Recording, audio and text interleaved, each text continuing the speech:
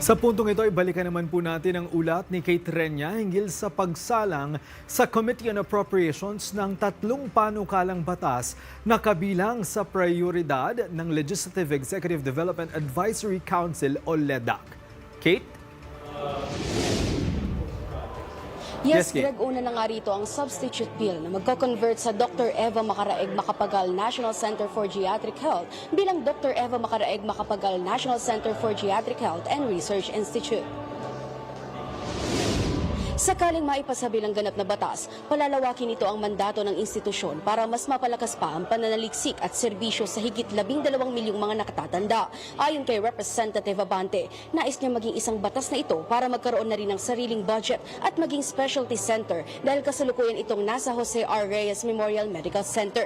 Katunayan, inilahad ni United Senior Citizens Party List Representative Milagros Aquino Magsaysay na hindi pa fully functional ang naturang pasilidad dahil sa kukulangan sa pondo. Ipinagpasalamat naman ng mga mambabatas, kabilang na si Committee on Appropriation Chairperson Micaela Swansing, ang pag-accredited ng PhilHealth sa Geriatric Health Center para maging sakop sa mabibigyan ng benepisyo. Pagdating sa pagpapatayo ng pasilidad, nilaanan ito ng 992.7 million pesos sa 2026 General Appropriations Act sa ilalim ng Department of Health. Ayon sa kagawarang pangkalusugan, hahatiin sa 3 taon ang nakalaan na pondo at lalaanan ng higit 300 milyon ang annual cost para sa specialty center para sa mga senior citizens. Pagtitiyak naman ni Representative Son Sing na babantayan nila ang DOH sa proseso ng paglulunsad nito para masiguro na nasa tama ang ilalaan na budget.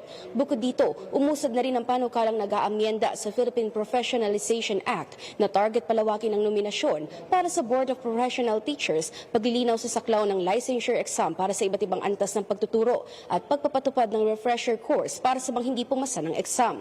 Pangatlo naman ang substitute bill na magtatatag ng Blue Economic Framework para mas mapanatili ang pangangalaga at paggamit ng coastal at marine resources, layon din itong paigtingin ng proteksyon sa karagatan at palakasin ang kabuhayan ng marino.